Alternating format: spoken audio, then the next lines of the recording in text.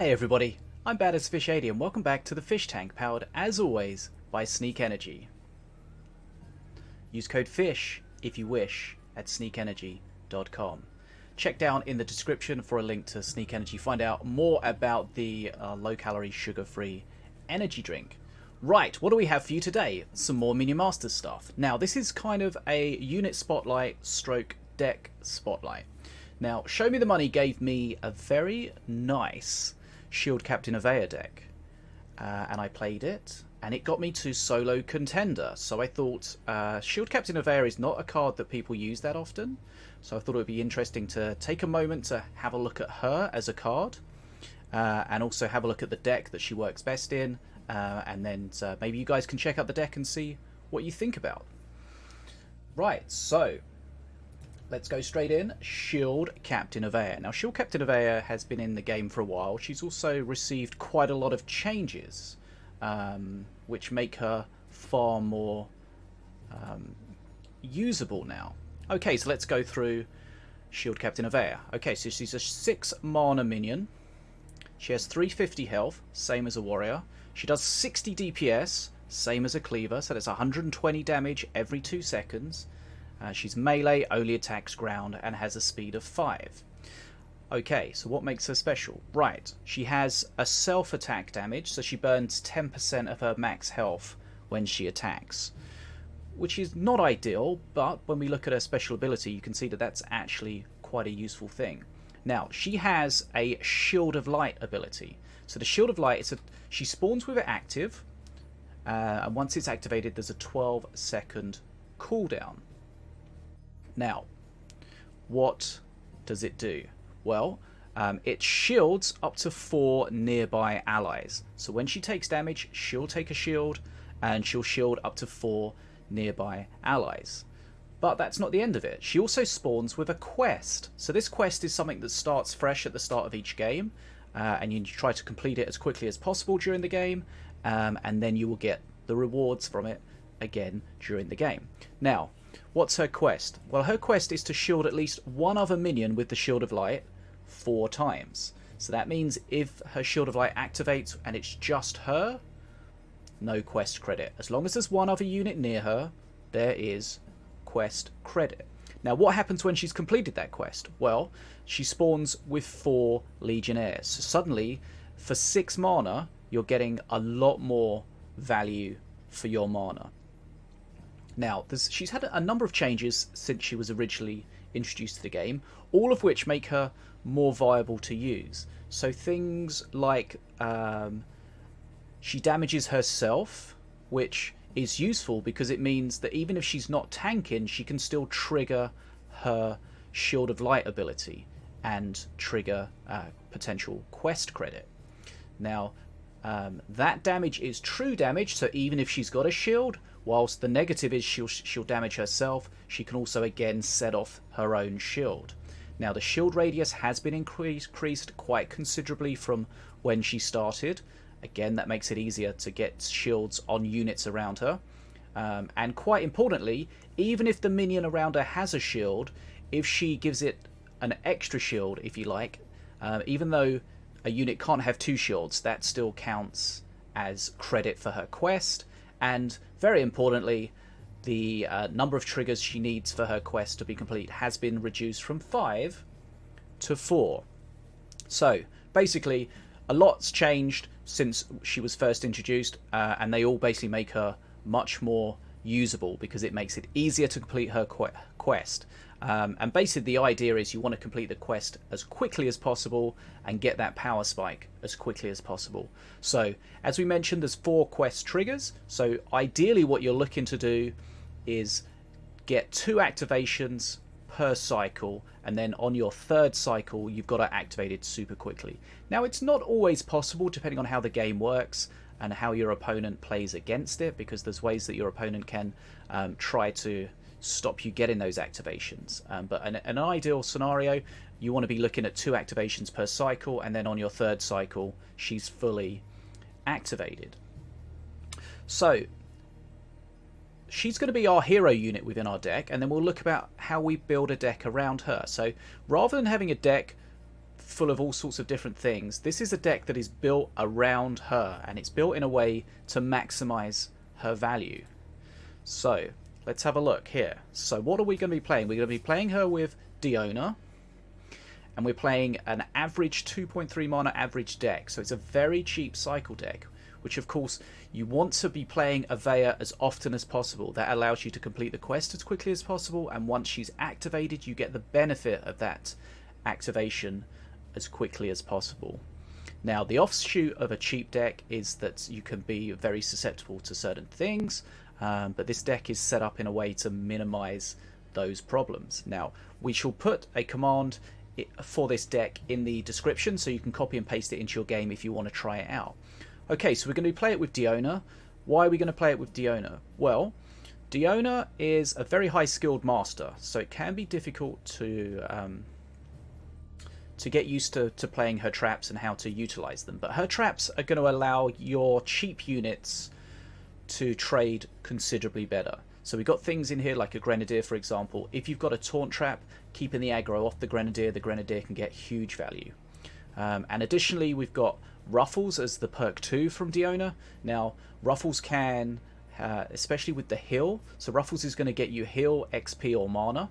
And the heal will certainly help offset some of that damage that we'll see that we can get from the Blood Imps. Okay, so we spoke there about Diona and why we're using Diona. Let's have a look at the other cards we've got in here. Okay, so Blood Imps. First and foremost, they're a very cheap card, 1 mana. So for 1 mana, you get numerous units. That means they're great for grabbing bridges. Also, with Shield Guard Avea, you've got to keep units near her so that when she activates, things get shielded. And she's 6 mana, therefore you're going to need cheap things to put beside her, one of which are going to be the Blood Imps. Now, of course, the negative of the Blood Imps are the Blood Pact that they have.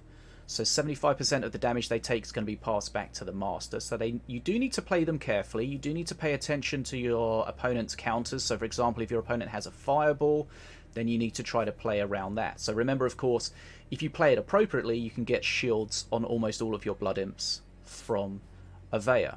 Now, one thing that people often overlook with regards to the Blood Imps is their DPS. Now, they're very weak, of course, so you don't want them tanking. But if they're not tanking, then they do 18.9 DPS each. If you do the maths, that's nearly 95% combined DPS. Now, to put that into perspective, that's the DPS of 1.5 cleavers. So they are very high DPS units. So if you can tank with things like Diona's Trap, then these Blood Imps can really punch above their 1 mana cost. Now, we spoke about the negative of the Blood Imps being the damage that they can take and give to your Master. Well, we can offset some of that damage with the Heal Puff. Also, it's another very cheap card, so if we need to, we can get that next to Avea to pick up an activation. And of course, it's another very cheap bridge grab. Now, Elite Swarmer, it's the best 2 mana tank. It's just the best at what it does for its mana. So we just need a little bit of tank in here, especially for the cheap units we've got. It's another relatively cheap bridge grab. It's another cheap unit to get near Avea.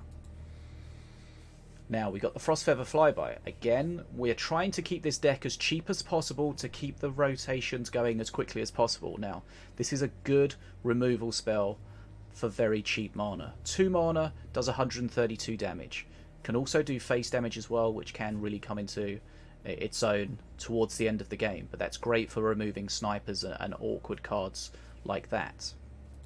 Grenadier, again, it's a very cheap 2 mana card, but it's a very powerful 2 mana card.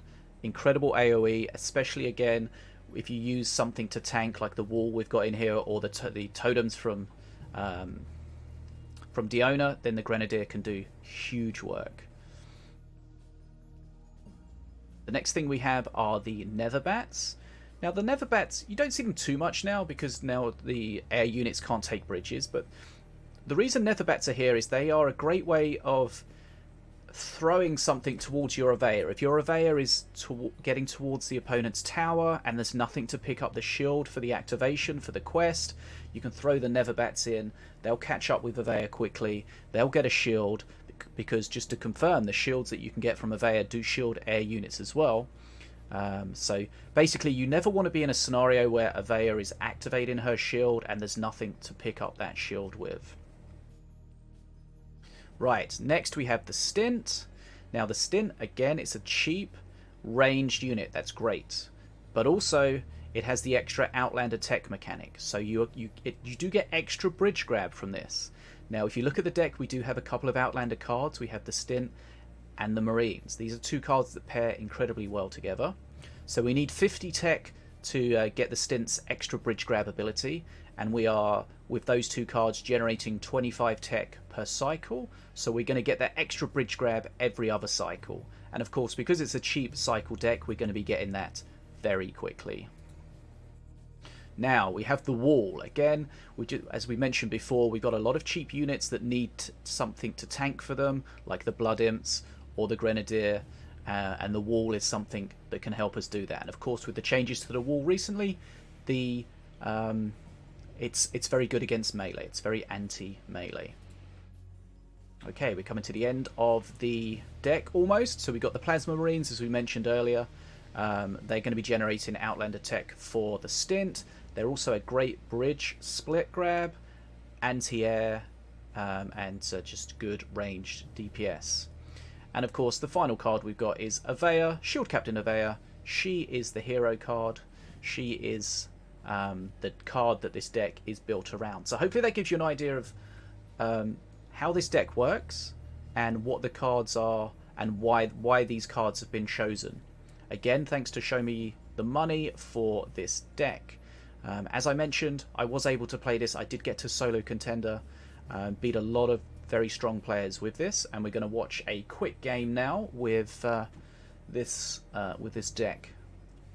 So I played a game against Lazur, who, if you're familiar with the game, is a very strong player.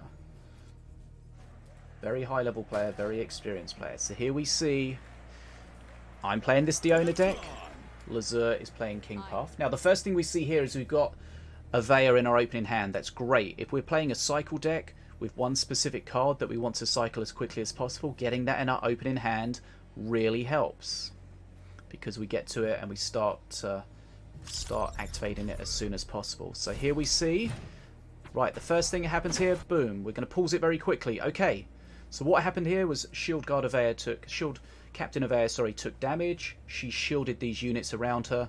That gives us 1 credit towards our quest. Now, normally what I want to do, and it's not always possible, but what you want to do with Avea is if you spawn her deep over here, and then you get 1 activation, then you've got time for her for the activation to replenish, and then that's how you can hopefully get 2 activations per cycle. As you'll see here as we go on, we only get 1 activation for this, and I think in quite a few of the cycles in this game here. So he does a good job there. And Lazur playing against Avea, he knows that he wants to shut down those Avea activations as quickly as possible. Now, bridge grab at the top with the Blood Imps, not ideal. The Whirly does do a lot of damage to them. So, of course, if we're playing Blood Imps, we do need to pay attention to how much HP we have. And, of course, we need to pay attention to... There we see the S.T.INT grabbing the top bridge, gets us the bridge. We need to pay attention to what counters our opponent has. Does he have anything to punish those Blood Imps? Like, as we mentioned earlier, a fireball. Okay, so if we pause it again very quickly here, you can see our Shield God Avea has this icon. That means that's 1 activation. Remember, we've got to get to 4 activations to complete our quest. So bridge grab, bridge switch, trick swap from Lazur to grab the bridge, and then again we get that activation, making sure the Marines are by Shield Captain Avea. I keep calling her Shield Guard. I'll get it over it at some point. Here we're using the trap to support our bridge push. I've been trying to use traps more than just on face for damage, and they can really help in a lot of scenarios.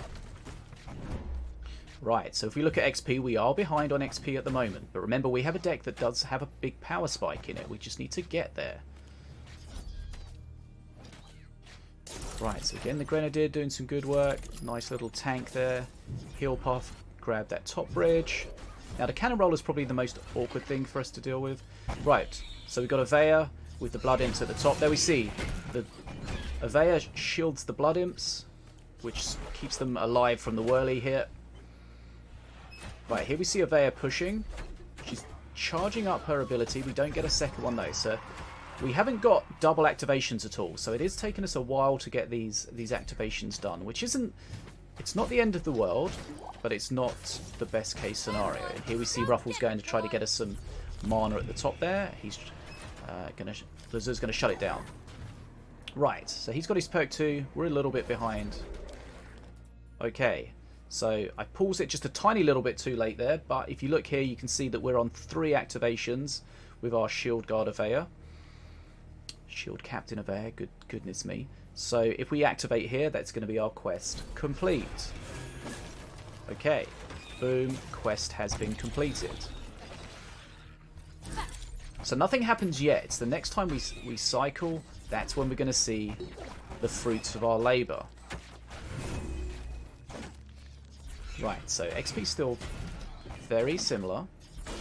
We've got a power spike coming. Okay, so here we see we've got an extra icon here on the card. That means that the quest is complete. You can see the 4 there, and the Legionnaires are showing that we're going to spawn with those extra Legionnaires. Now, one thing you need to be careful of is when she spawns with the Legionnaires, she is incredible bait for a fireball. So you've got to pay attention to, does your opponent have something to counter that? If so, it's not the end of the world. You just need to play it appropriately. So you need to make sure that you play it so that Avea takes damage almost immediately and drops a shield on all of those units.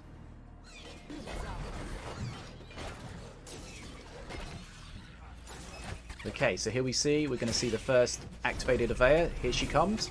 Instant shield on all of those Legionnaires. Now, bridge switch from Lazur trying to shut things down. But we've got our trap to here. The trap's doing a great job there on the Succubus because the melee's going to have a little bit of trouble closing her down. And now you see, this is our power spike. We've got the extra pressure from all of those Legionnaires. And now we're going to see if we can cycle and just keep the pressure on. He's only just finished dealing with that Avea and the Legionnaires, and now we've got our next one. So this is where the cheap cycle really comes into it. You're going to be cycling through and just keeping the pressure on so much. Now the Whirly's normally great against these kind of setups, but the way the shields are interacting there being a huge problem. And here we just take a quick pause just to highlight a couple of things. We saw the Frostfeather Flyby being used to remove the bounty sniper. That was really useful. Remember, if you're targeting with the Flyby near the tower, make sure you don't target the tower as well. And again, down here we've got the Blood Imps, which are not going to tank very well at all, but we're using the trap to tank, and the Blood Imps are able to just chew through all of those spear throwers. Now we've got an XP lead. We've got a heal puff at the top. We've got a heal puff at the bottom. We're doing a lot of face damage. When we're high HP, we don't have to worry too much about the Blood Imps at all. And we can see the cycle that we're putting on is just too much for him to deal with. Heal puff dies at the bottom, but we've still got another one at the top. Ruffles going for a heal as well. And the pressure is still on. Now we're saving a bit of mana up here. We're waiting for him to play. Now, perk 3 King Puff is where King Puff can get very scary indeed. We're going to use our damage traps to help deal with the top bridge. Now, if he's able to get bridge units on the bridge and then split, then that's when he generates his Night Puffs and they become a problem. But we've got so much pressure that he's having to just switch his bridges with nothing friendly on there, so he's not getting any value from his perk 3 at that point. So we're nullifying one of the strongest perks in the game. And again, we're still pushing with these Legionnaires. They're killing the units in the pocket, and the next lot's coming. This is the pressure. We've got a good XP lead, but the XP is not the problem for him at the moment. He's dropping HP on every push. He's unable to clear up any of the pushes that we have, really. There we see the Flyby doing some extra face damage. Traps being used there on face, and that's going to close out the game. GG from Lazur. And that's the power of Diona and a cheap cycle Shield Captain Avea. Now, hopefully that gives you guys a good insight into Avea the card, also into the deck and the sort of deck that Avea will really benefit from, and it gives you an idea of why we play that deck with Diona. So as I mentioned, we're going to put a comment in the description so you can copy this deck, put it into your game. So if you got a chance to try it out, let us know in the comments how you got on, if you got any good wins, if you managed to rank up. It is a strong deck, but it does need to be played appropriately. Hopefully this video gives you an idea of how to do that. But that's all I wanted to cover in this. This is our solo Contender Diona Shield Captain Avea deck. Kind of a unit spotlight, kind of a deck spotlight. But thanks so much for joining me here in the Fish Tank. Fish Tank is always sponsored by Sneak Energy. That'll be in the comments as well. But please take a moment to hit the sub button if you've enjoyed this comment. Make sure you don't miss out on any of the more content that's going to be coming. We're going to try and do some more unit spotlights, master spotlights, all that kind of cool stuff. But yeah, that's it for me here in the Fish Tank. Bad as Fish 80, signing out.